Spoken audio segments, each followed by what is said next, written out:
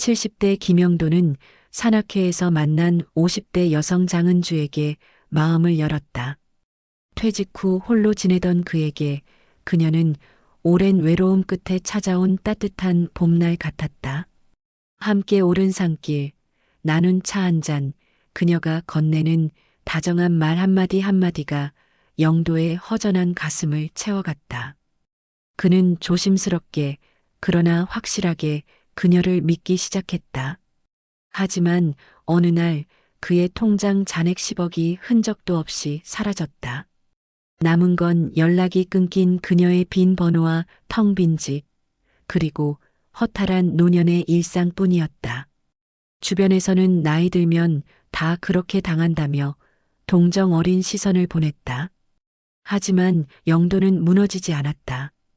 그의 눈빛에는 분노 대신 차가운 결의가 서려 있었다. 이대로 끝날 줄 아나 그날 아무도 예상하지 못한 70대 노인의 조용하고 집요한 반격이 시작됐다. 영도는 새벽 5시면 어김없이 눈을 떴다. 40년 가까이 회사를 다니며 몸에 밴 습관이었다. 하지만 이제 출근할 곳은 없었다. 퇴직한 지 3년, 아내를 먼저 보낸 지 2년이 흘렀다. 자식들은 각자의 삶이 바빠 명절에나 얼굴을 비쳤다. 넓은 아파트는 그를 위한 공간이라기보다는 그저 잠을 자는 곳에 불과했다. 이렇게 살 순 없지. 어느 날 영도는 오래전부터 마음에 두고 있던 산악회에 가입했다. 건강도 챙기고 사람도 만날 겸이었다. 첫 산행날 그는 낯선 사람들 사이에서 어색하게 서 있었다. 20명 남짓한 회원들은 서로 인사를 나누며 준비 운동을 했다. 영도는 조용히 뒤에 서서 그들을 바라보고 있었다. 처음 오셨어요? 밝은 목소리가 그의 귀에 들렸다. 고개를 돌리자 단정한 차림의 50대로 보이는 여성이 환하게 웃고 있었다.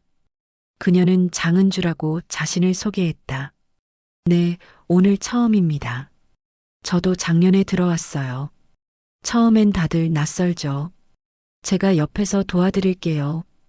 은주는 자연스럽게 영도의 옆자리를 지켰다. 산을 오르는 내내 그녀는 영도에게 길을 안내하고 쉬어갈 곳을 알려주고 물도 건네주었다. 영도는 그녀의 배려에 고마움을 느꼈다. 오랜만에 누군가에게 관심을 받는다는 느낌이 낯설면서도 따뜻했다. 김영도 씨 산행 어떠셨어요? 하산 후 은주가 물었다. 영도는 땀을 닦으며 대답했다. 좋았습니다. 오랜만에 상쾌하네요. 다음 주에도 오실 거죠? 다음엔 더 좋은 코스로 갈 거예요. 그럴까 합니다. 은주는 미소를 지으며 자신의 연락처를 건넸다. 영도는 조심스럽게 그 번호를 받아 휴대폰에 저장했다. 그날 저녁 집에 돌아온 영도는 오랜만에 기분이 좋았다. 텅 빈 거실도 혼자 먹는 저녁도 그리 외롭게 느껴지지 않았다. 그 후로 영도는 매주 산악회에 참석했다. 그리고 매번 은주는 그의 옆에 있었다. 그녀는 영도의 걸음이 느리면 천천히 맞춰주었고 쉬고 싶어 하면 먼저 알아차리고 쉼터를 제안했다. 다른 회원들도 두 사람의 사이를 자연스럽게 받아들였다. 김 선생님, 장 선생님이랑 잘 어울리시네요.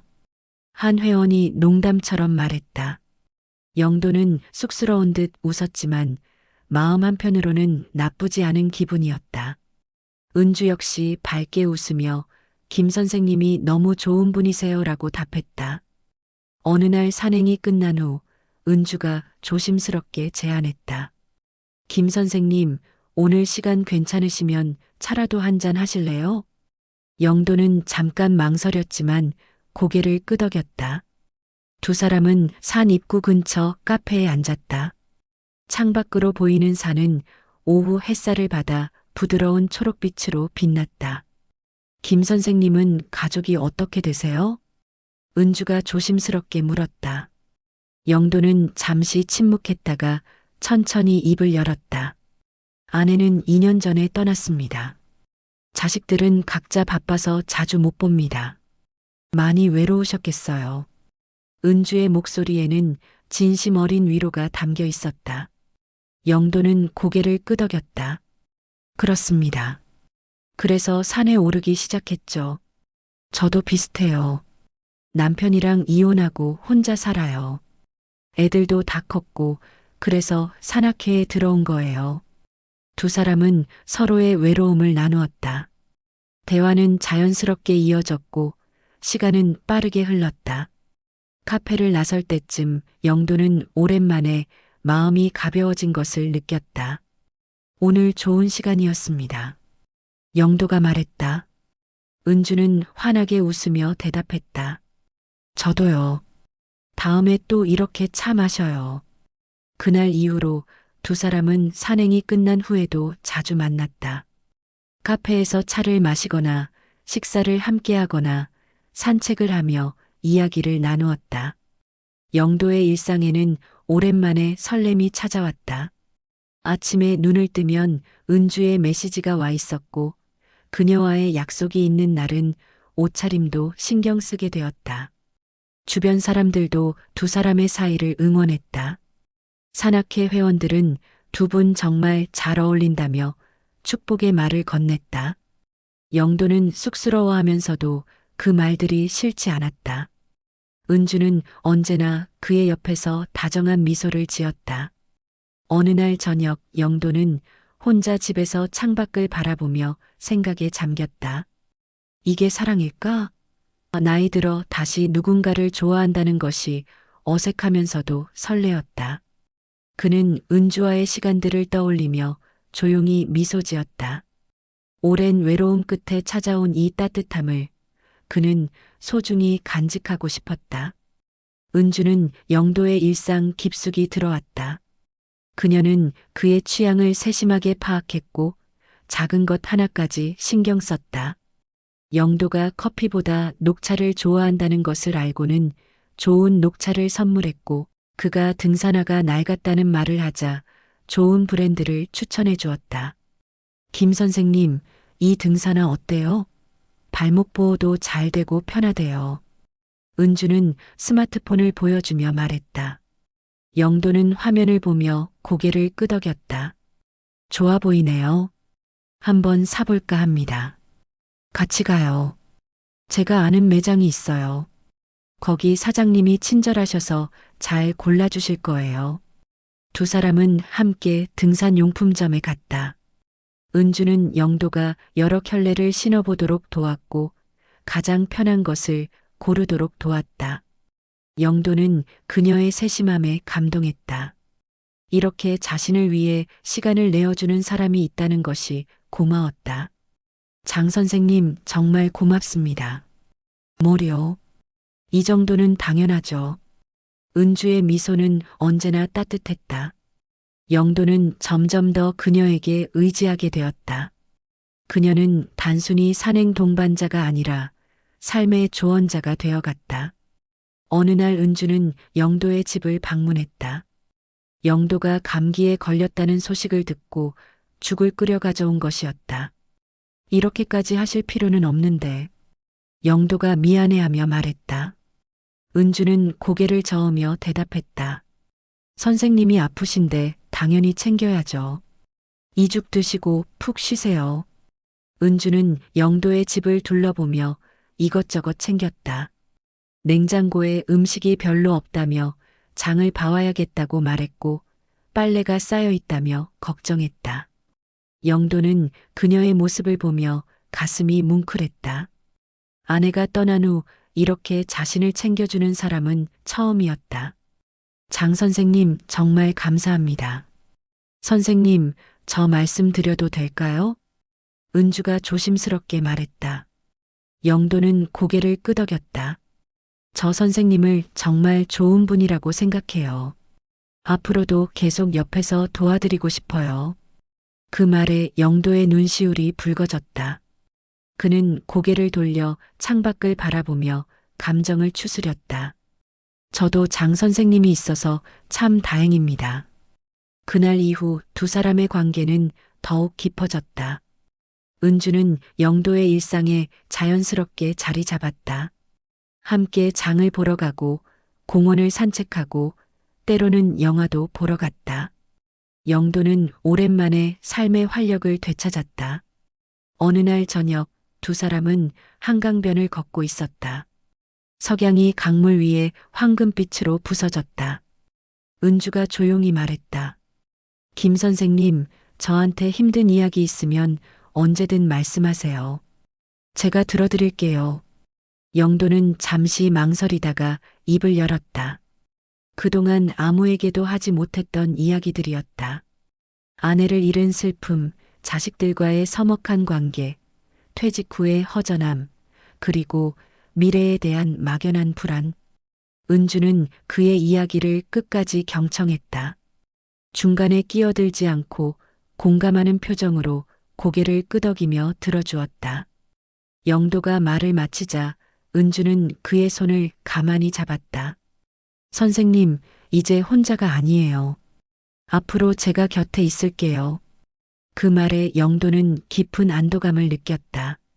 평생 강하게 살아온 남자였지만 이 순간만큼은 누군가에게 기대고 싶었다. 은주는 그에게 그런 존재가 되어주고 있었다. 장 선생님, 정말 고맙습니다. 선생님을 만나서 제 인생이 다시 시작된 것 같습니다. 저도 그래요. 선생님 덕분에 제 삶도 의미가 생겼어요. 두 사람은 강변을 천천히 걸었다. 영도는 처음으로 미래에 대한 희망을 품었다. 남은 인생을 은주와 함께 한다면 외롭지 않을 것 같았다. 시간이 흐르면서 은주는 영도의 경제적인 부분에 대해서도 조금씩 알게 되었다. 어느 날 은주가 물었다. 선생님은 퇴직금을 어떻게 관리하세요? 요즘 금리도 낮고 걱정 많으시죠? 글쎄요, 그냥 은행에 넣어두고 있습니다. 잘 모르니까요. 요즘은 좋은 투자처가 많아요. 안전하면서도 수익이 괜찮은 곳들이요. 제가 아는 지인이 재무설계사인데 한번 소개해 드릴까요? 영도는 고개를 끄덕였다. 은주의 조언이라면 믿을 수 있었다. 그녀는 지금까지 자신을 속이거나 이용한 적이 없었다. 오히려 자신의 시간과 정성을 아낌없이 내어주었다. 그럼 다음 주에 한번 만나보시죠. 부담 갖지 마시고 편하게 상담만 받아보세요. 그렇게 하겠습니다. 영도는 은주를 완전히 믿게 되었다. 그녀는 자신의 외로움을 채워준 사람이었고 삶의 동반자가 되어가고 있었다. 주변 사람들도 두 사람의 관계를 축복했다. 산악회 회원들은 두 분 결혼하시는 거 아니냐며 농담을 건네기도 했다. 영도는 그런 말들이 싫지 않았다. 오히려 진지하게 고민하기 시작했다. 남은 인생을 은주와 함께 한다면 정말 행복할 것 같았다. 그는 은주에게 마음을 표현할 적당한 시기를 기다리고 있었다. 하지만 영도는 몰랐다. 은주가 그의 옆에 있는 진짜 이유를, 그녀의 따뜻한 미소 뒤에 숨겨진 차갑고 계산된 의도를. 영도는 그저 순수하게 진심으로 은주를 믿고 있었다. 그리고 그 믿음은 곧 그를 나락으로 떨어뜨릴 함정이 될 것이었다. 김 선생님, 죄송한데 부탁 하나만 들어주실 수 있을까요? 어느 날 저녁 은주에게서 다급한 전화가 걸려왔다. 목소리가 평소와 달리 떨리고 있었다. 영도는 즉시 긴장했다. 무슨 일이십니까? 어디 편찮으신가요? 아니에요. 건강은 괜찮은데 갑자기 돈이 급하게 필요해서요. 딸아이가 사업하는데 투자금이 빠지지 않아서 큰일 날 것 같대요. 영도는 잠시 침묵했다. 은주에게 딸이 있다는 이야기는 들었지만 사업을 한다는 건 처음 듣는 이야기였다. 얼마나 필요하신데요? 3억 정도면 되는데 정말 죄송해요. 선생님께 이런 부탁을 드리게 될 줄은 몰랐어요. 은주의 목소리에는 절박함이 묻어났다. 영도는 고민에 빠졌다. 3억은 결코 작은 돈이 아니었다. 하지만 은주는 지난 몇 달간 자신에게 헌신적이었다. 그녀가 어려울 때 도와주는 것이 당연하지 않을까? 언제까지 필요하십니까? 이번 주 금요일까지요. 정말 급해요. 한 달만 쓰고 바로 돌려드릴게요. 제가 예금을 깨면 되는데 그게 만기가 다음 달이라서요. 영도는 깊은 한숨을 쉬었다. 은주의 목소리는 진심으로 절박해 보였다. 그는 결심했다. 알겠습니다. 도와드리겠습니다. 정말요? 선생님, 정말 감사합니다.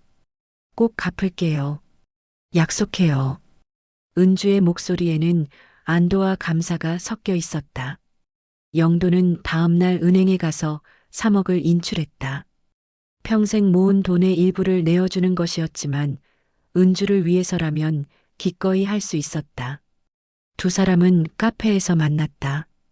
은주는 눈물을 글썽이며 영도의 손을 꽉 잡았다.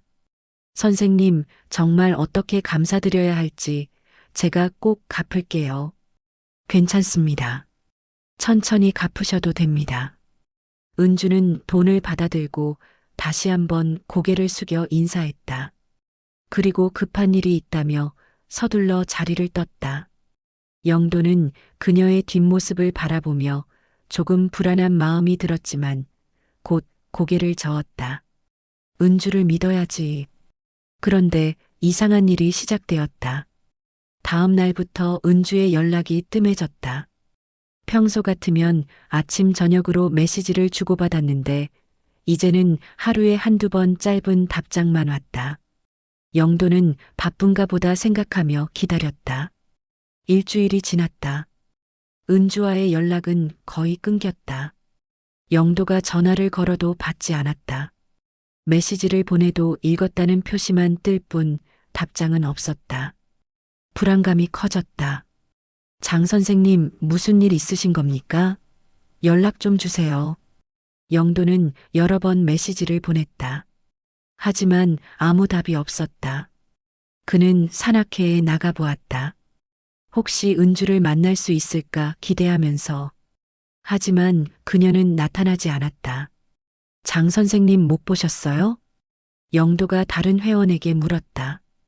회원은 고개를 저었다. 요즘 안 나오시던데요. 개인적인 일이 있나 봐요.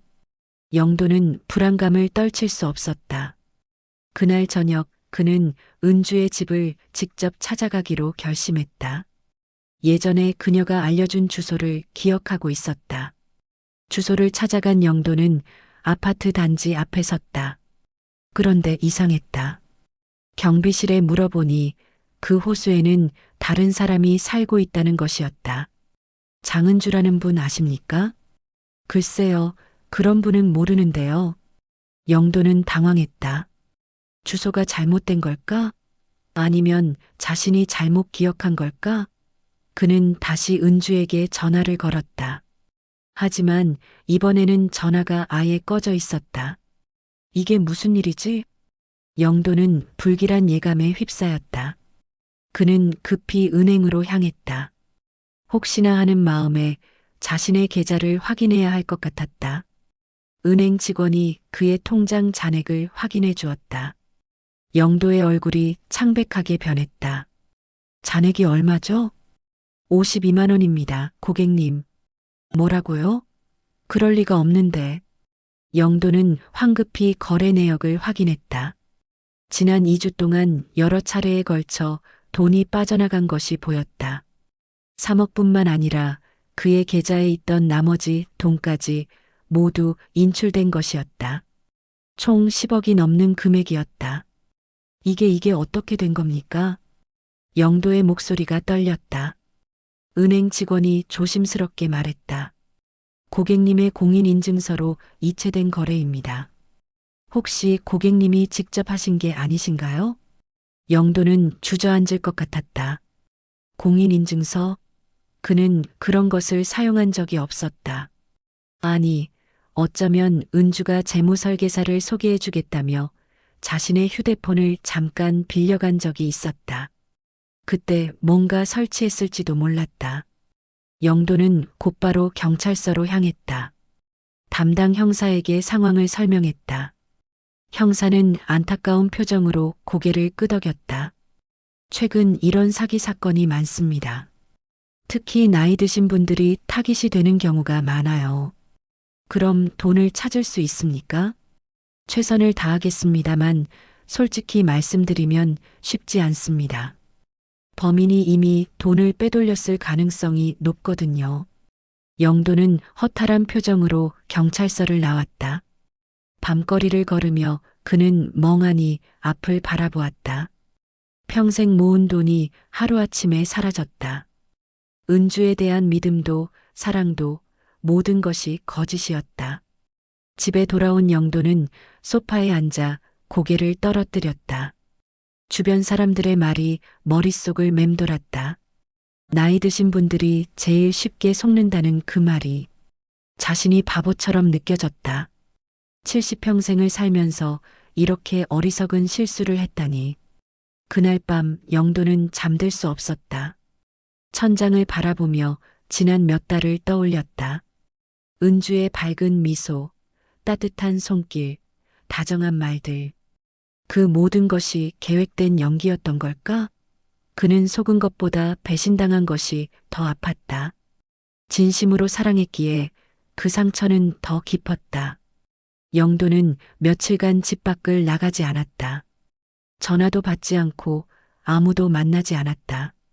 냉장고에 있는 음식으로 끼니를 때우며 그저 하루하루를 버텼다.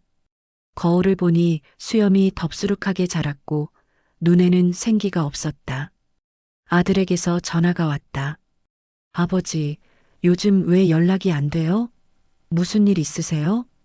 영도는 잠시 망설였다. 아들에게 자신이 사기를 당했다고 말하고 싶지 않았다. 자식들에게 걱정을 끼치고 싶지 않았고 무엇보다 자신의 어리석음을 인정하고 싶지 않았다. 아니다, 괜찮다. 좀 피곤해서 쉬고 있었다. 그러세요? 건강 챙기세요.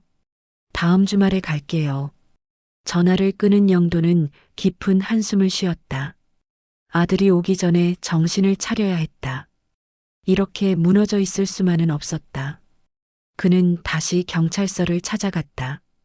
담당 형사는 그를 보고 미안한 표로 고개를 저었다. 김영도 씨 최선을 다하고 있는데 아직 범인의 행방을 찾지 못했습니다.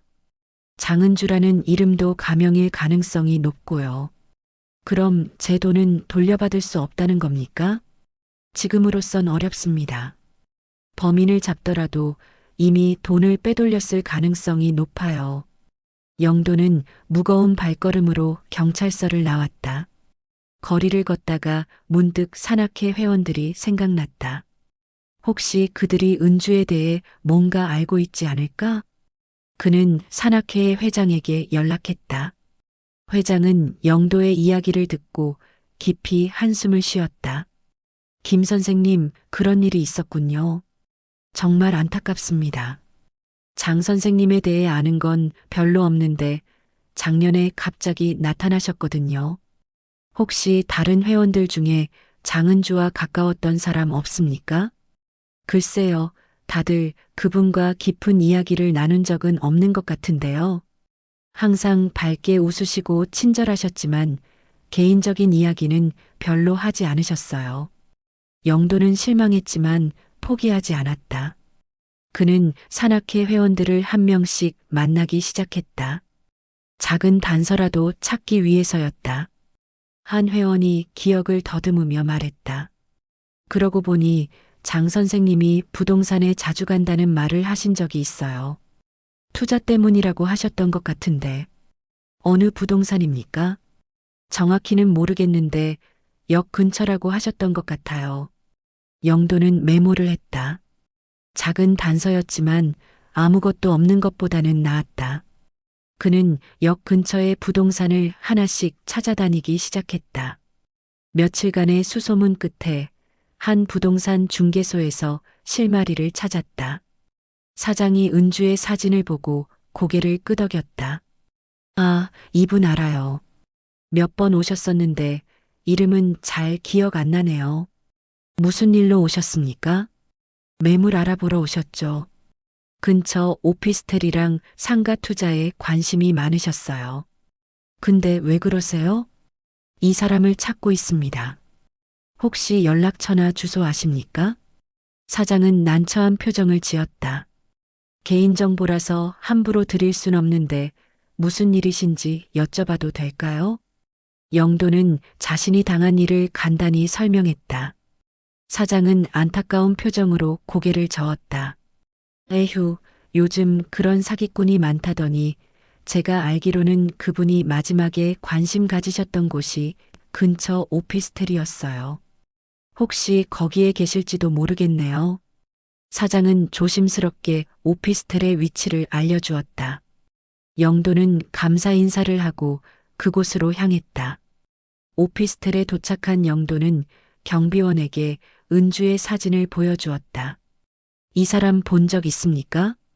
경비원은 사진을 자세히 보더니 고개를 끄덕였다. 아, 여기 사시는 분 같은데요. 며칠 전에 봤어요. 영도의 심장이 빠르게 뛰었다. 은주가 아직 근처에 있다는 것이었다. 그는 경비원에게 몇 호에 사는지 물었지만 개인정보라며 알려줄 수 없다는 답을 들었다. 영도는 오피스텔 주변을 맴돌며 은주를 기다리기로 했다. 하루, 이틀, 사흘이 지났다. 그는 포기하지 않고 매일 그 자리를 지켰다. 나흘째 되는 날 마침내 은주가 나타났다. 그녀는 선글라스를 끼고 모자를 눌러 쓴 채 오피스텔에서 나왔다. 영도는 그녀를 발견하고 심장이 멎는 것 같았다. 장은주, 영도가 소리쳤다. 은주는 깜짝 놀라 뒤를 돌아보았다. 그녀의 얼굴이 창백해졌다. 김 선생님? 내 돈 어디 갔소? 영도가 다가갔다. 은주는 황급히 뒤로 물러났다. 저 죄송해요. 설명할 기회를 주세요. 설명? 10억을 가지고 도망친 사람이 무슨 설명을 하겠소? 주변 사람들이 쳐다보기 시작했다.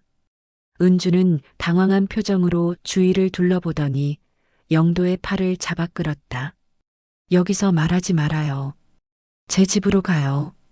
설명할게요. 영도는 그녀를 따라갔다. 오피스텔 안으로 들어가자 은주는 문을 닫고 한숨을 쉬었다. 선생님, 정말 죄송해요. 제가 어쩔 수 없었어요. 어쩔 수 없었다고?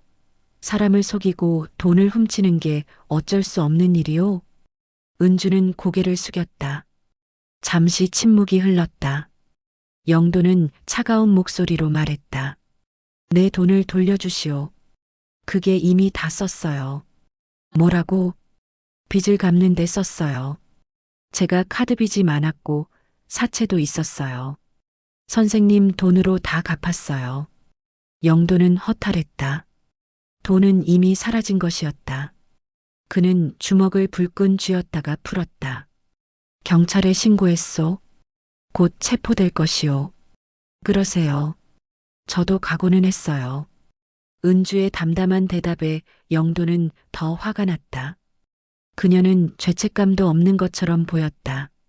영도는 더 이상 그곳에 있을 수 없어 밖으로 나왔다. 거리를 걷던 영도는 문득 멈춰섰다. 그의 머릿속에 한 가지 생각이 떠올랐다. 이대로 끝낼 수는 없다. 경찰에 맡기는 것만으로는 부족했다. 그는 직접 은주를 막아야 했다. 더 이상 다른 피해자가 생기지 않도록. 영도는 집으로 돌아와 노트를 꺼냈다. 그리고 은주에 대해 알고 있는 모든 정보를 적기 시작했다. 그녀의 습관, 자주 가는 장소, 하는 말투, 그리고 사기를 치는 방식. 그는 은주를 막기 위한 계획을 세우기 시작했다. 이대로 당하고만 있을 순 없지. 영도의 눈에는 다시 생기가 돌아왔다. 무너졌던 남자가 다시 일어섰다. 이번에는 자신을 위해서가 아니라 정의를 위해서. 그의 조용한 반격이 시작되고 있었다. 영도는 은주를 추적하기 시작했다. 그녀의 일거수일투족을 파악하기 위해 오피스텔 근처를 오가며 관찰했다. 70대 노인이 탐정처럼 행동한다는 것이 우스꽝스럽게 느껴졌지만 그는 포기하지 않았다. 며칠간의 관찰 끝에 영도는 은주의 패턴을 파악했다. 그녀는 매일 아침 카페에 들렀고 오후에는 백화점이나 쇼핑몰을 돌아다녔다. 그리고 저녁에는 고급 레스토랑에서 누군가와 만났다. 어느 날 영도는 은주가 한 남자와 함께 있는 것을 목격했다. 60대로 보이는 남자였다. 두 사람은 친밀하게 대화를 나누고 있었다. 영도는 멀리서 그 모습을 지켜보며 사진을 찍었다. 또 다른 피해자인가? 영도는 레스토랑에서 나온 남자를 따라갔다. 남자는 고급 승용차를 타고 아파트로 향했다. 영도는 남자의 차 번호를 메모했다. 다음 날 영도는 용기를 내어 그 남자에게 접근하기로 결심했다. 남자가 아파트 주차장에 도착했을 때 영도가 다가갔다. 실례합니다. 남자는 의아한 표정으로 영도를 바라보았다. 네, 잠깐 할 말이 있습니다. 중요한 일입니다. 남자는 경계하는 표정을 지었지만 영도의 진지한 모습에 고개를 끄덕였다. 무슨 일이신지요? 혹시 장은주라는 여자를 아십니까? 남자의 표정이 변했다. 놀람과 당황이 섞인 표정이었다. 어떻게 그분을? 저는 그 여자에게 사기를 당한 사람입니다. 10억이 넘는 돈을 잃었습니다. 영도는 자신의 이야기를 들려주었다. 산악회에서의 만남, 깊어진 관계, 그리고 사라진 돈. 남자는 점점 창백해지며 영도의 이야기를 들었다. 그럴 리가 은주 씨는 그런 사람이 아닌데. 증거가 있습니다. 영도는 준비해온 서류들을 보여주었다. 경찰 신고 접수증, 은행 거래 내역, 그리고 은주의 전과 기록. 영도는 며칠간 경찰에 부탁하고 지인들의 도움을 받아 은주의 과거를 파헤쳤다. 서류에는 충격적인 내용이 담겨 있었다. 장은주라는 이름은 가명이었고 그녀의 본명은 박미선이었다. 그녀는 10년 전에도 유사한 수법으로 여러 남성을 속여 수억 원을 가로챈 혐의로 3년간 복역한 전과가 있었다. 남자는 서류를 보며 손을 떨었다. 이게 사실입니까? 사실입니다. 그 여자는 지금 또 다른 피해자를 물색하고 있습니다. 혹시 그 여자에게 돈을 빌려준 적 있습니까? 남자는 고개를 끄덕였다. 아직은 아니지만 곧 투자금이 필요하다고 했습니다. 5억 정도를요. 영도는 깊은 한숨을 쉬었다. 자신과 똑같은 패턴이었다. 지금 당장 관계를 끊으십시오. 그리고 경찰에 신고하십시오. 남자는 망연자실한 표정으로 고개를 끄덕였다. 저 어떻게 해야 할지 모르겠습니다. 저와 함께 그 여자를 막읍시다. 더 이상 피해자가 나오지 않도록. 영도는 남자와 연락처를 교환했다. 남자의 이름은 최민호였다. 그는 건설회사를 운영하는 사업가였고 퇴직 후 골프장에서 은주를 만났다고 했다. 저도 똑같았습니다. 은주가 따뜻하게 다가왔고 저는 외로움에 그녀를 믿었습니다. 최민호가 쓸쓸하게 말했다. 영도는 그의 어깨를 가볍게 두드렸다. 이제 우리가 그녀를 막을 차례입니다. 두 사람은 협력하기로 했다. 영도는 최민호를 통해 은주가 사용하는 은행 계좌와 자주 드나드는 장소에 대한 정보를 더 얻을 수 있었다. 한편 영도는 산악회 회원들에게도 은주의 정체를 알렸다. 회원들은 충격을 받았지만 영도를 돕기로 했다. 그들은 과거 은주와 나눈 대화를 기억해내며 단서를 제공했다. 장 선생님이 자주 언급하셨던 카페가 있어요. 강남역 근처의 작은 카페인데 거기서 자주 사람을 만났대요. 한 회원이 말했다. 영도는 그 카페를 찾아갔다. 카페 주인에게 은주의 사진을 보여주자 주인은 고개를 끄덕였다. 아, 이분 단골이에요. 자주 오셨죠? 혹시 누구랑 자주 오셨습니까? 보통 나이 드신 남자분들이랑 오셨어요. 한 분이랑은 몇 번 오셨다가 안 보이고 또 다른 분이랑 오시고 그런 식이었어요. 영도는 메모했다. 은주는 이 카페를 사기의 무대로 사용했던 것이었다. 영도는 카페 주인에게 부탁했다. 혹시 이 여자가 또 오면 제게 연락 주시겠습니까? 중요한 일입니다. 카페 주인은 영도의 진지한 표정을 보고 고개를 끄덕였다. 며칠 후 영도는 은주의 과거 피해자들을 찾기 시작했다. 경찰의 도움을 받아 10년 전 사건의 피해자 명단을 입수했다. 그는 그들 중 몇 명에게 연락을 취했다. 한 피해자는 전화를 받자마자 분노를 터뜨렸다. 그 여자가 또 그 짓을 하고 있다고요? 절대 용서할 수 없어요. 저와 함께 증언해 주시겠습니까? 법정에서 그녀의 상습성을 입증해야 합니다. 물론입니다. 제가 할 수 있는 건 뭐든지 하겠습니다. 영도는 과거 피해자 3명의 증언을 확보했다. 그들은 모두 은주에게 거액을 사기당했고 돈을 돌려받지 못했다. 영도는 변호사를 선임하고 본격적으로 법적 대응을 준비했다. 변호사는 영도의 자료를 검토한 후 고개를 끄덕였다. 증거가 탄탄합니다. 상습 사기로 기소하면 중형을 받을 수 있을 겁니다. 돈은 돌려받을 수 있습니까? 그건 장담할 수 없습니다. 하지만 그녀의 재산을 압류하고 추적하면 일부는 돌려받을 수 있을 겁니다. 영도는 은주의 재산을 추적하기 시작했다. 그녀가 투자했다던 부동산, 그녀 명의의 계좌, 그리고 숨겨둔 재산들. 변호사의 도움을 받아 하나씩 찾아냈다. 놀랍게도 은주는 상당한 재산을 보유하고 있었다. 여러 명의 피해자들에게서 빼앗은 돈을 부동산과 주식에 투자해 두었던 것이다. 영도는 법원에 재산 보전 신청을 했고 법원은 은주의 재산을 가압류했다. 은주는 자신의 재산이 묶이자 당황하기 시작했다. 그녀는 영도에게 전화를 걸어왔다. 김 선생님, 제발 그만두세요. 제가 돈을 갚을게요. 이미 늦었소.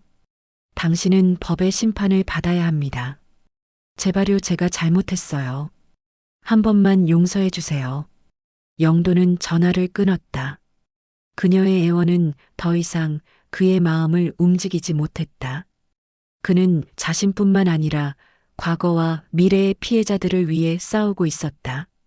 영도는 최민호와 함께 은주를 체포하기 위한 마지막 계획을 세웠다. 경찰과 협력하여 함정 수사를 진행하기로 한 것이었다. 최민호가 은주를 불러내고 경찰이 현장에서 체포하는 방식이었다. 제가 은주에게 연락해서 돈을 주겠다고 할게요. 그러면 분명 나올 겁니다. 최민호가 말했다. 영도는 고개를 끄덕였다. 경찰에게 미리 알려야 합니다. 이번에 꼭 잡아야 합니다. 두 사람은 담당 형사를 만나 계획을 설명했다. 형사는 동의했다. 좋습니다. 우리가 대기하고 있다가 현장에서 체포하겠습니다. 영도의 가슴이 빠르게 뛰었다. 드디어 은주를 잡을 수 있는 기회가 왔다. 그는 이 기회를 놓치지 않을 것이었다. D-데이가 다가왔다. 최민호는 은주에게 전화를 걸었다. 은주 씨, 투자금 준비됐어요. 오늘 저녁에 만날 수 있을까요? 은주의 목소리는 밝았다. 정말요? 고마워요. 어디서 만날까요? 강남역 근처 카페에서 봐요. 7시에. 알겠어요. 꼭 갈게요. 전화를 끊은 최민호는 긴장한 표정으로 영도를 바라보았다. 이제 시작이네요. 영도는 고개를 끄덕였다. 두 사람은 경찰과 함께 카페로 향했다. 형사들은 사복을 입고 카페 안팎에 배치되었다. 영도는 카페 밖에서 대기했다. 저녁 7시, 은주가 나타났다. 그녀는 밝은 옷을 입고 화장을 진하게 했다. 최민호를 보고 환하게 웃으며 손을 흔들었다. 민호 씨, 은주 씨, 여기 앉으세요. 두 사람은 자리에 앉았다. 은주는 기대에 찬 표정으로 최민호를 바라보았다. 투자금 가져오셨어요? 네, 여기 있어요. 최민호는 가방을 열어 서류 뭉치를 꺼냈다. 은주는 서류를 받아들고 확인하려 했다. 그 순간 주변에 있던 형사들이 일제히 움직였다. 경찰입니다. 장은주 씨 사기 혐의로 체포합니다. 은주의 얼굴이 창백해졌다. 그녀는 주변을 둘러보며 도망치려 했지만 이미 출구는 모두 막혀 있었다. 뭐예요? 무슨 일이에요? 은주가 당황하며 소리쳤다. 형사는 그녀에게 수갑을 채웠다. 여러 건의 사기 혐의가 있습니다. 조용히 따라오시죠.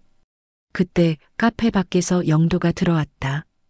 은주는 영도의 얼굴을 보고 경악했다. 김 선생님? 영도는 차갑게 그녀를 바라보았다. 이제 끝이요. 이게 당신 짓이었어요? 어떻게 이럴 수가 있어요? 은주의 목소리는 분노와 당황으로 떨렸다. 영도는 차분하게 대답했다. 당신이 한 짓을 생각하면 이 정도는 아무것도 아니요. 은주는 경찰차에 실려갔다. 영도와 최민호는 그 모습을 지켜보았다. 최민호가 조용히 말했다. 잡았네요. 드디어. 네, 하지만 아직 끝이 아닙니다. 재판이 남았습니다. 다음 날 은주의 체포 소식이 언론에 보도되었다. 70대 노인, 사기꾼 직접 잡아 같은 제목의 기사들이 쏟아졌다. 영도는 갑작스러운 관심이 부담스러웠지만 이것이 다른 피해자들에게 용기를 줄 수 있다면 의미 있는 일이라고 생각했다. 기사를 본 또 다른 피해자들이 영도에게 연락을 해왔다. 그들 역시 은주에게 속아 돈을 잃었지만 포기하고 살아왔던 사람들이었다. 김 선생님 덕분에 용기를 얻었습니다. 저도 고소에 동참하고 싶습니다. 피해자들은 하나둘씩 모여들었다. 총 7명의 피해자가 추가로 나타났고 피해 금액은 총 30억 원이 넘었다. 영도는 그들을 모아 피해자 모임을 만들었다. 우리가 함께 싸워야 합니다. 그래야 은주가 마땅한 처벌을 받을 수 있습니다. 영도의 말에 피해자들은 고개를 끄덕였다. 그들은 각자의 증거와 증언을 모아 검찰에 제출했다. 검찰은 은주를 상습사기, 사문서 위조, 전자금융거래법 위반 등 여러 혐의로 기소했다. 은주는 구속 기소되었고 보석도 불어되었다. 재판이 시작되었다. 첫 공판에서 은주는 검은색 정장을 입고 법정에 섰다. 그녀의 얼굴은 수척했고 예전의 밝은 미소는 찾아볼 수 없었다. 피고인은 혐의를 인정합니까? 판사가 물었다. 은주는 잠시 침묵하다가 고개를 숙였다. 일부 인정합니다. 변호인은 은주가 어려운 가정 형편과 빚 때문에 어쩔 수 없이 범행을 저질렀다고 주장했다. 하지만 검사는 은주의 상습성과 계획성을 강조했다. 피고인은 10년 전에도 동일한 수법으로 범행을 저질렀습니다. 출소 후에도 반성하지 않고 더 교묘한 방법으로 범행을 이어갔습니다. 검사는 은주가 피해자들의 신뢰를 얻기 위해 세밀하게 계획했다는 증거들을 제시했다. 산악회 가입, 피해자의 취향 파악, 감정적 유대 형성 등 모든 것이 사전에 계획된 것이었다. 피해자들이 하나씩 증언대에 섰다. 영도도 증언대에 올랐다. 피고인을 어떻게 만나게 되었습니까? 검사가 물었다. 영도는 차분하게 대답했다. 산악회에서 만났습니다. 처음에는 친절한 사람이라고 생각했습니다. 하지만 모든 것이 계획된 것이었습니다. 피해액이 얼마입니까? 10억 3천만 원입니다. 법정이 술렁였다. 판사는 은주를 바라보았다. 피고인 할 말 있습니까? 은주는 고개를 들어 영도를 바라보았다. 그녀의 눈에는 눈물이 고여 있었다. 김 선생님, 정말 죄송합니다. 제가 잘못했습니다. 하지만 영도는 무표정하게 그녀를 바라보았다. 그녀의 눈물도 사과도 더 이상 그의 마음을 흔들지 못했다. 재판은 몇 차례 더 이어졌다.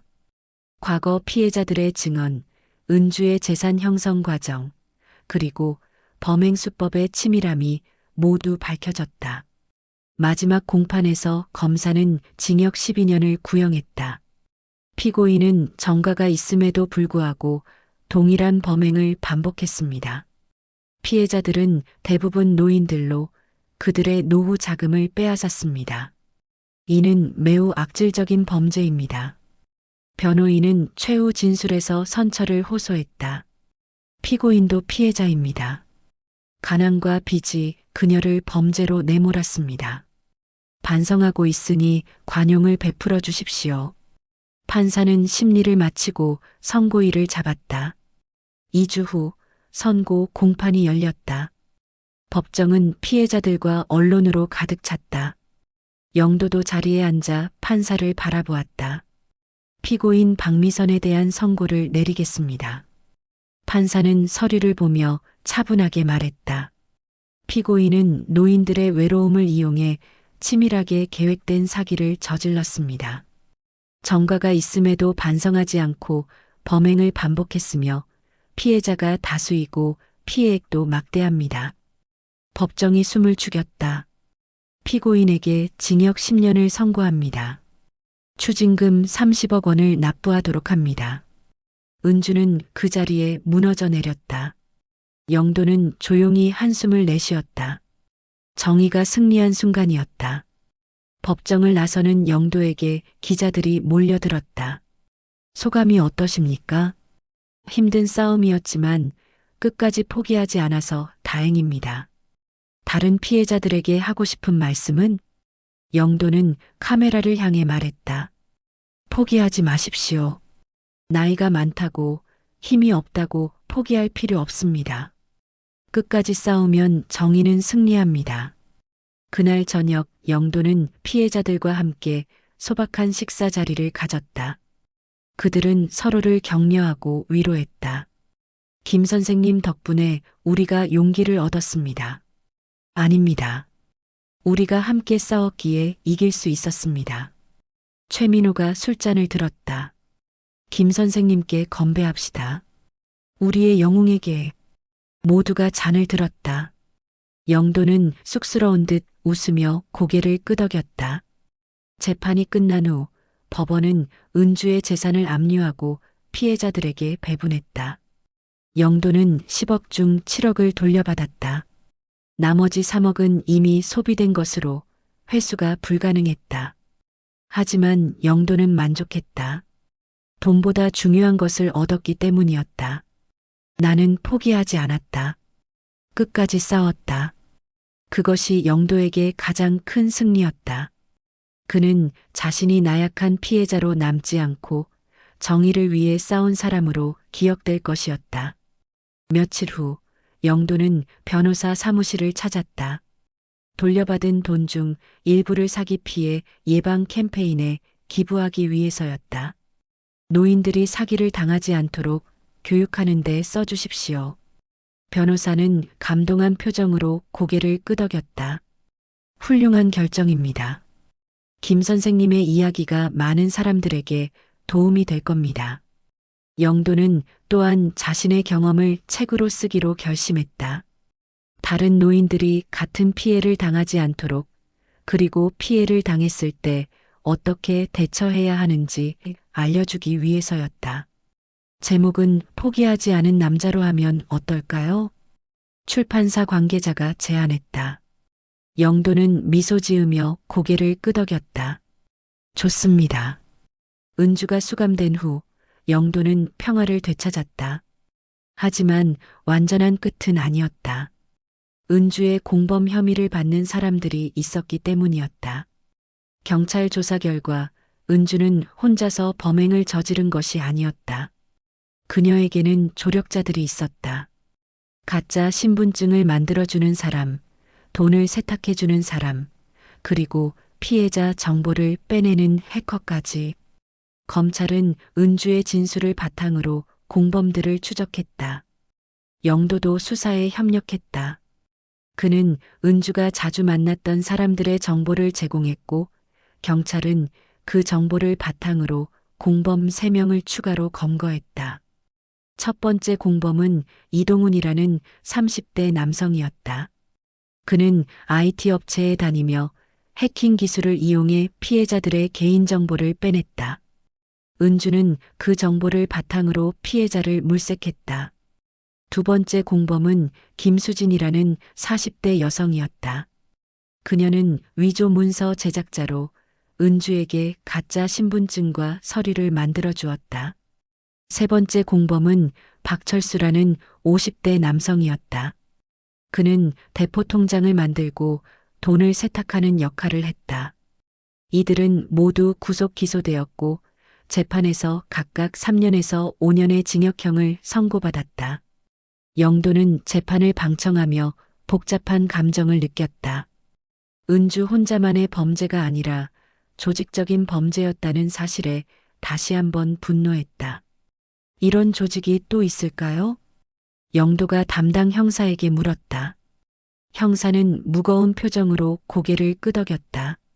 안타깝지만 이런 조직은 많습니다. 노인을 대상으로 한 사기는 점점 더 조직화되고 지능화되고 있습니다. 그럼 우리가 막아야 합니다. 영도는 사기 예방 활동에 더욱 적극적으로 참여하기 시작했다. 경찰서에서 주최하는 노인 대상 사기 예방 교육에 강사로 나섰고 지역 복지관에서 자신의 경험을 나누었다. 저는 70대 노인입니다. 평생을 성실하게 살았지만 사기를 당했습니다. 영도의 강연은 많은 노인들에게 울림을 주었다. 그들은 영도의 이야기를 들으며 조심하게 되었고 의심스러운 상황에서 어떻게 대처해야 하는지 배웠다. 누군가 여러분에게 급하게 돈이 필요하다고 하면 일단 의심하십시오. 아무리 친한 사람이라도 큰 돈이 오가는 일에는 신중해야 합니다. 청중들은 진지하게 고개를 끄덕이며 메모했다. 한편 은주는 교도소에서 모범수로 지내고 있다는 소식이 들려왔다. 그녀는 다른 수감자들에게 영어를 가르치며 봉사하고 있었다. 교도관의 평가도 좋았다. 박미선 씨는 진심으로 반성하고 있는 것 같습니다. 출소 후에는 새로운 삶을 살고 싶다고 합니다. 교도소 관계자가 영도에게 전했다. 영도는 복잡한 표정을 지었다. 그녀가 진심으로 반성한다면 다행입니다. 하지만 영도는 은주를 용서할 수는 없었다. 너무 큰 상처를 받았기 때문이었다. 다만 그녀가 다시는 같은 범죄를 저지르지 않기를 바랄 뿐이었다. 어느 날 영도에게 편지 한 통이 도착했다. 발신자는 은주였다. 영도는 잠시 망설이다가 편지를 열었다. 김영도 선생님께 이 편지를 쓰는 것이 제게 어떤 자격이 있는지 모르겠습니다. 하지만 꼭 전하고 싶은 말이 있어 펜을 들었습니다. 선생님, 정말 죄송합니다. 제가 저지른 일은 변명의 여지가 없습니다. 선생님의 신뢰를 이용했고 평생 모으신 돈을 훔쳤습니다. 그 돈이 선생님께 얼마나 소중한 것인지, 그 돈을 모으기 위해 얼마나 힘들게 사셨을지 생각하니 견딜 수가 없습니다. 저는 지금 매일 후회하며 살고 있습니다. 왜 그런 짓을 저질렀는지, 왜 사람들을 속였는지. 돈이 필요했다는 것은 핑계에 불과합니다. 제 안의 탐욕과 비겁함이 저를 범죄자로 만들었습니다. 선생님께서 저를 용서하실 것이라고 기대하지 않습니다. 다만 제가 진심으로 반성하고 있다는 것을 알아주셨으면 합니다. 출소 후에는 정직하게 살겠습니다. 다시는 누구도 속이지 않을 것입니다. 선생님의 건강과 평안을 기도합니다. 박미선 올림. 영도는 편지를 읽고 긴 한숨을 쉬었다. 은주의 사과가 진심인지 알 수 없었다. 하지만 그녀가 정말로 반성한다면 그것으로 충분했다. 영도는 답장을 쓰지 않았다. 대신 그는 은주를 위해 조용히 기도했다. 그녀가 출소 후 정말로 새로운 삶을 살 수 있기를, 그리고 다시는 범죄의 길로 가지 않기를 바랐다. 몇 달이 지났다. 영도의 책 포기하지 않은 남자가 출간되었다. 책은 예상 외로 큰 반응을 얻었다. 많은 노인들이 책을 읽고 용기를 얻었다는 후기를 남겼다. 저도 사기를 당했지만 포기했었는데 이 책을 읽고 다시 싸워볼 용기가 생겼습니다. 나이가 들어도 할 수 있다는 것을 보여주셔서 감사합니다. 영도는 독자들의 메시지를 읽으며 보람을 느꼈다. 자신의 고통이 다른 사람들에게 도움이 된다는 것이 위안이 되었다. 영도는 강연 요청도 많이 받았다. 그는 바쁜 일정 속에서도 최대한 많은 곳을 방문하려 노력했다. 학교, 복지관, 경찰서, 그리고 기업에서도 그의 강연을 들었다.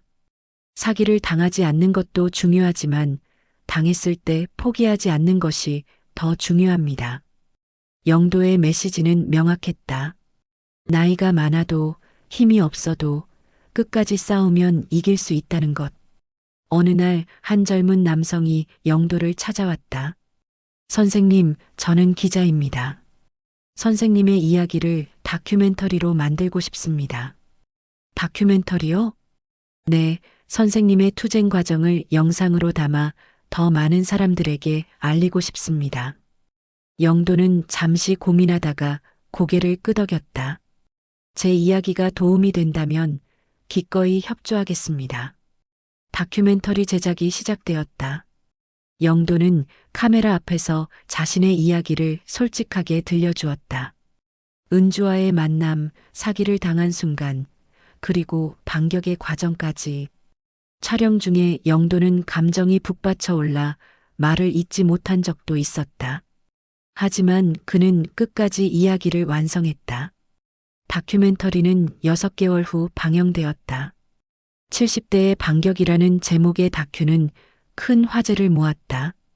시청자들은 영도의 용기에 감동했고 많은 사람들이 그에게 응원의 메시지를 보냈다. 선생님은 우리의 영웅입니다. 나이는 숫자에 불과하다는 것을 보여주셨습니다.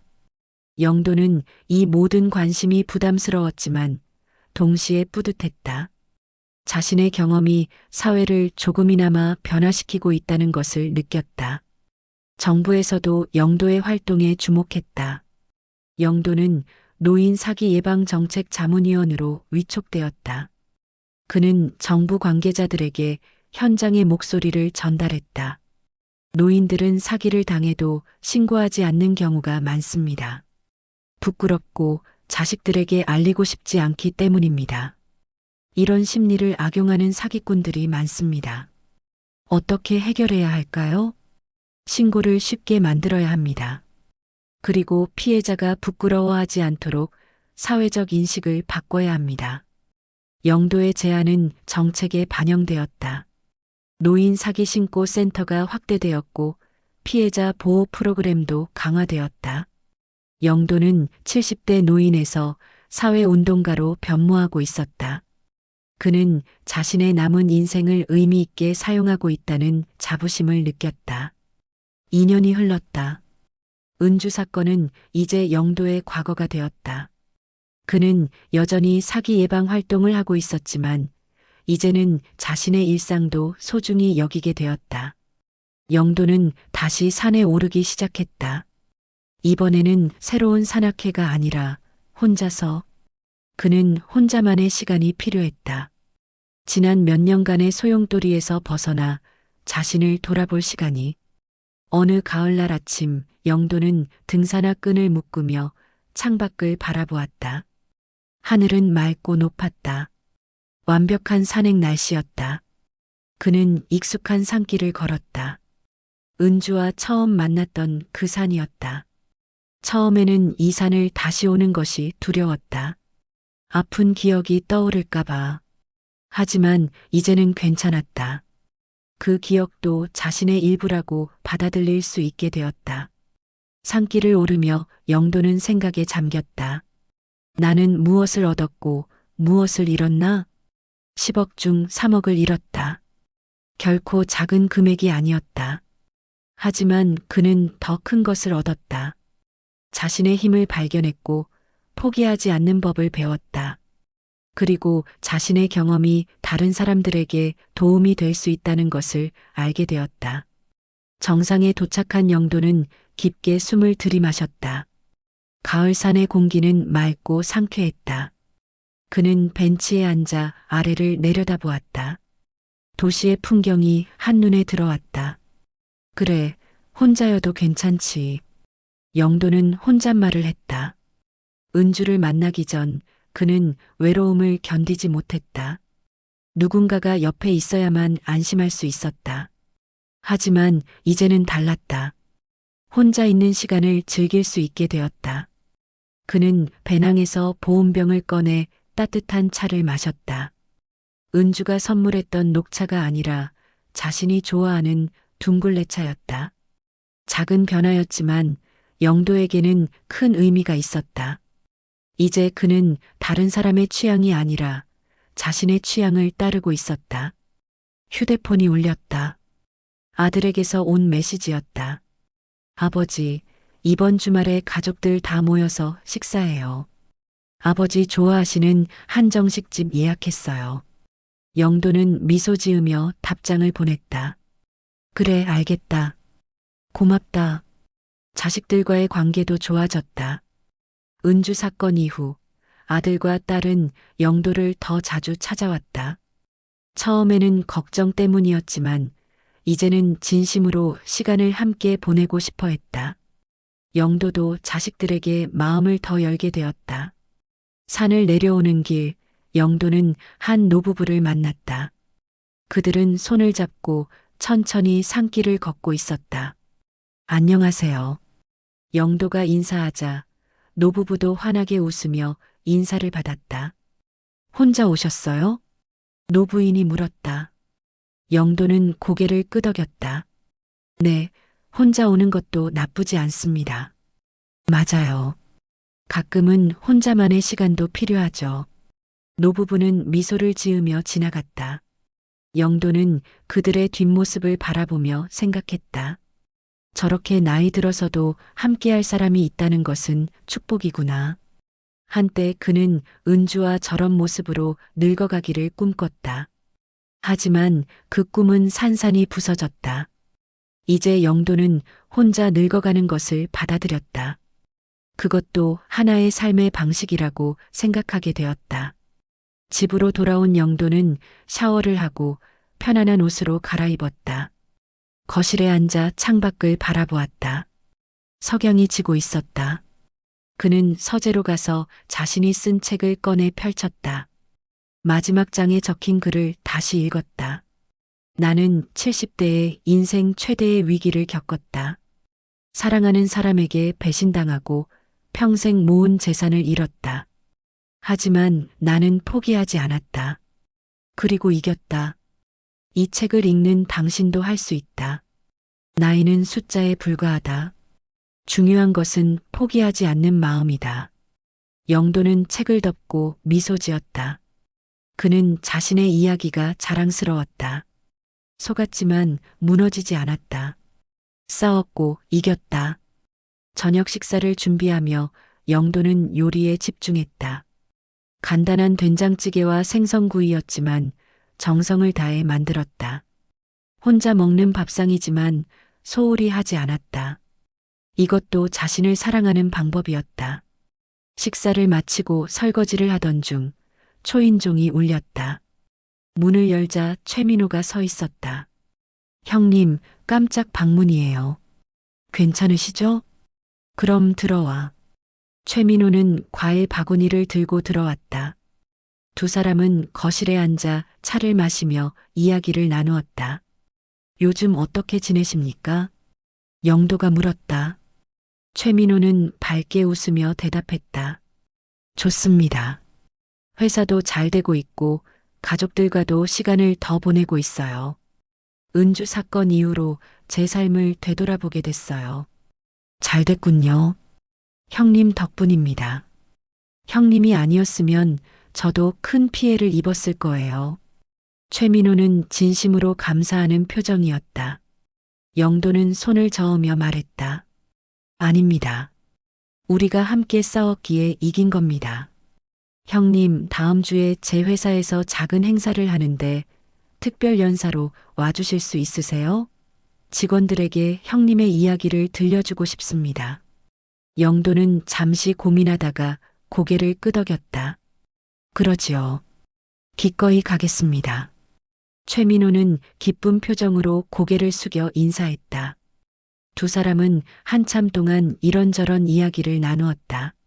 사건 이후 둘은 가까운 친구가 되었다. 비슷한 경험을 공유한 사람들끼리의 특별한 유대감이 있었다. 최민호가 돌아간 후 영도는 침대에 누워 천장을 바라보았다. 하루가 끝나가고 있었다. 평범하지만 충실한 하루였다. 그는 은주를 떠올렸다. 예전처럼 분노가 치밀지는 않았다. 이제는 그저 안타까움이 느껴질 뿐이었다. 그녀가 정직하게 살았다면 얼마나 좋았을까. 그녀의 능력과 매력을 좋은 곳에 사용했다면 훌륭한 사람이 되었을 텐데. 용서는 못해도 이해는 할 수 있다. 영도는 그렇게 생각했다. 은주도 나름의 상처와 아픔이 있었을 것이다. 그것이 그녀를 범죄의 길로 이끌었을 것이다. 물론 그것이 그녀의 행동을 정당화하지는 못했다. 하지만 영도는 더 이상 그녀를 증오하지 않기로 했다. 증오는 자신만 상하게 할 뿐이었다. 며칠 후 영도는 약속대로 최민호의 회사를 방문했다. 큰 회의실에는 100명이 넘는 직원들이 모여 있었다. 영도는 단상에 올라 마이크를 잡았다. 안녕하십니까? 저는 김영도입니다. 영도는 자신의 이야기를 들려주었다. 어떻게 사기를 당했는지, 어떻게 극복했는지, 그리고 무엇을 배웠는지. 청중들은 숨죽이며 그의 이야기를 들었다. 여러분, 인생에서 중요한 것은 넘어지지 않는 것이 아니라 넘어진 후에 다시 일어서는 것입니다. 저는 70대에 넘어졌습니다. 하지만 다시 일어섰습니다. 여러분도 할 수 있습니다. 강연이 끝나자 큰 박수가 터져 나왔다. 한 젊은 직원이 손을 들어 질문했다. 선생님, 가장 힘들었던 순간은 언제였나요? 영도는 잠시 생각하다가 대답했다. 돈을 잃었을 때가 아니라 사람을 믿었는데 배신당했을 때였습니다. 돈은 다시 벌 수 있지만 신뢰는 회복하기 어렵습니다. 어떻게 극복하셨나요? 포기하지 않았습니다. 그리고 주변 사람들의 도움을 받았습니다. 혼자서는 할 수 없었을 것입니다. 강연 후 여러 직원들이 영도에게 다가와 악수를 청했다. 그들의 눈에는 존경과 감동이 어려 있었다. 선생님, 정말 멋지십니다.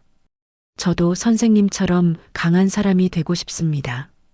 한 젊은 여성이 말했다. 영도는 그녀의 손을 잡으며 미소 지었다. 누구나 강해질 수 있습니다. 포기하지 않으면 됩니다. 집으로 돌아오는 길, 영도는 뿌듯한 마음이 들었다. 자신의 경험이 다른 사람들에게 용기를 준다는 것이 보람 있었다. 몇 주 후, 영도는 산악회로부터 연락을 받았다. 새로운 산악회였다. 이번에는 신중하게 선택한 곳이었다. 경찰 오비 모임에서 운영하는 산악회로 회원들이 모두 검증된 사람들이었다. 김영도 씨, 저희 산악회에 가입하시겠습니까? 회장이 물었다. 영도는 잠시 망설였다. 다시 산악회에 가입하는 것이 두렵기도 했다. 하지만 그는 고개를 끄덕였다. 그렇게 하겠습니다. 첫 산행날 영도는 조금 긴장했다. 하지만 회원들은 모두 따뜻하게 그를 맞아주었다. 그들은 영도의 이야기를 알고 있었고 존경하는 눈빛으로 그를 바라보았다. 김 선생님 반갑습니다. 선생님 책 읽었습니다. 정말 감동적이었어요. 한 회원이 말했다. 영도는 쑥스러운 듯 웃으며 인사했다. 산을 오르며 영도는 새로운 시작을 느꼈다. 이번에는 조심스럽지만 두렵지는 않았다. 은주 사건으로 상처를 받았지만 그것이 그를 더 현명하게 만들었다. 정상에 도착하자 회원들은 함께 사진을 찍었다. 영도도 그 속에 섰다. 카메라를 향해 활짝 웃었다. 그의 얼굴에는 평화가 깃들어 있었다. 하산 후 회원들은 함께 식사를 했다. 영도는 그들과 자연스럽게 어울렸다. 대화를 나누고 농담을 주고받고 웃었다. 은주가 있었던 자리에는 이제 진짜 친구들이 있었다. 김 선생님, 다음 산행에도 꼭 오세요. 회장이 말했다. 영도는 고개를 끄덕였다. 물론입니다. 기대하겠습니다. 집으로 돌아온 영도는 샤워를 하고 거실에 앉았다. 창밖으로 석양이 보였다. 아름다운 노을이었다. 그는 아내의 사진을 바라보았다. 사진 속 아내는 환하게 웃고 있었다. 여보, 나 이제 괜찮아. 힘든 시간을 견뎌냈어. 당신이 자랑스러워할 만한 사람이 된 것 같아. 영도는 사진에 대고 조용히 말했다. 눈가가 촉촉해졌다. 그리움이 밀려왔다. 하지만 이제는 슬픔보다 감사함이 더 컸다. 아내와 함께했던 시간들이 고마웠다. 그날 밤 영도는 일기를 썼다. 오랜만에 쓰는 일기였다. 오늘도 좋은 하루였다. 산에 올랐고 좋은 사람들을 만났다. 과거의 상처는 아물고 있다. 나는 더 이상 피해자가 아니다. 나는 생존자이고 이겨낸 사람이다. 70대의 삶도 충분히 의미 있고 아름다울 수 있다는 것을 배웠다. 내일도 좋은 하루가 되기를. 일기를 덮고 불을 끈 영도는 침대에 누웠다. 어둠 속에서 그는 미소 지었다. 내일이 기대되었다. 무슨 일이 일어날지 알 수 없지만 두렵지 않았다. 어떤 일이 와도 그는 이겨낼 수 있을 것이다. 은주 사건은 영도에게 큰 상처를 남겼다. 하지만 동시에 큰 교훈도 주었다. 나이가 많아도 포기하지 않으면 이길 수 있다는 것. 혼자가 아니라 함께하면 더 강해질 수 있다는 것. 그리고 가장 중요한 것은 자신을 믿는 것. 영도는 70대에 인생의 가장 큰 위기를 맞았다. 하지만 그것을 극복하고 더 강한 사람이 되었다. 그는 이제 자신의 삶을 사랑했다. 완벽하지 않아도 혼자여도 충분히 행복할 수 있었다. 새벽이 밝아왔다. 영도는 눈을 떴다. 창밖으로 햇살이 들어왔다. 새로운 하루가 시작되었다. 그는 침대에서 일어나 창문을 열었다. 신선한 공기가 방 안으로 들어왔다. 좋은 아침이야. 영도는 혼잣말을 하며 미소 지었다. 그는 준비를 하고 다시 산으로 향했다. 혼자였다. 하지만 외롭지 않았다. 그의 마음은 평화로웠고 발걸음은 가벼웠다. 산길을 오르며 영도는 깊게 숨을 들이마셨다. 맑은 공기가 폐를 채웠다. 햇살이 나뭇잎 사이로 비쳤다. 아름다운 아침이었다. 정상에 도착한 영도는 두 팔을 벌리고 하늘을 향해 외쳤다. 나는 이겼다. 나는 포기하지 않았다. 그의 목소리가 산에 울려 퍼졌다. 메아리가 되어 돌아왔다. 영도는 활짝 웃었다. 눈물이 흘렀지만 행복한 눈물이었다. 속았던 기억보다 배신당했던 아픔보다 끝까지 지켜낸 자신의 힘이 더 크게 느껴졌다. 그는 70대 노인이었지만 그 어느 때보다 강했다. 그 어느 때보다 살아있음을 느꼈다. 햇살 아래서 영도는 조용히 미소 지었다. 바람이 그의 머리카락을 스쳤다. 새들이 노래했다. 세상은 여전히 아름다웠다. 이제 시작이야. 영도는 다시 한번 혼잣말을 했다. 그는 천천히 산을 내려가기 시작했다. 앞으로도 갈 길이 많았다. 더 많은 사람들을 돕고, 더 많은 강연을 하고, 더 많은 이야기를 나눌 것이다. 산 아래 마을이 보였다. 연기가 피어오르고, 사람들이 움직이고, 삶이 계속되고 있었다. 영도도 그 삶의 일부였다. 그는 다시 그곳으로 돌아갈 것이다. 하지만 이번에는 다른 사람으로, 더 강하고, 더 현명하고, 더 감사할 줄 아는 사람으로. 영도의 이야기는 끝났다. 하지만 그의 삶은 계속되었다. 70대의 반격은 성공했고, 이제는 70대의 새로운 시작이었다. 그는 앞으로도 포기하지 않을 것이다. 넘어져도 다시 일어설 것이다. 그것이 영도가 배운 가장 큰 교훈이었다. 해는 높이 떠올랐고, 영도는 산길을 걸었다. 혼자였지만 외롭지 않았다. 그의 마음은 평화로 가득했다. 그는 미소 지으며 계속 걸어갔다. 인생은 계속된다. 상처도 있고 아픔도 있지만 동시에 희망도 있고 기쁨도 있다. 영도는 그 모든 것을 받아들이기로 했다. 그것이 진짜 삶이었다. 그의 발걸음은 가벼웠다. 그의 미소는 진심이었다. 그는 이제 진정으로 자유로웠다. 70대 김영도의 반격은 이렇게 끝났다. 아니, 끝난 것이 아니라 새로운 시작이었다. 그의 이야기는 많은 사람들에게 용기를 주었고, 앞으로도 계속 전해질 것이다. 산 정상에서 불어오는 바람은 시원했고, 하늘은 맑았다. 영도는 깊게 숨을 쉬며 생각했다. 이대로 끝날 줄 알았나 하지만 나는 포기하지 않았다. 그리고 이겼다. 그는 다시 한번 미소 지었다. 그리고 천천히 자신만의 속도로 산을 내려가기 시작했다.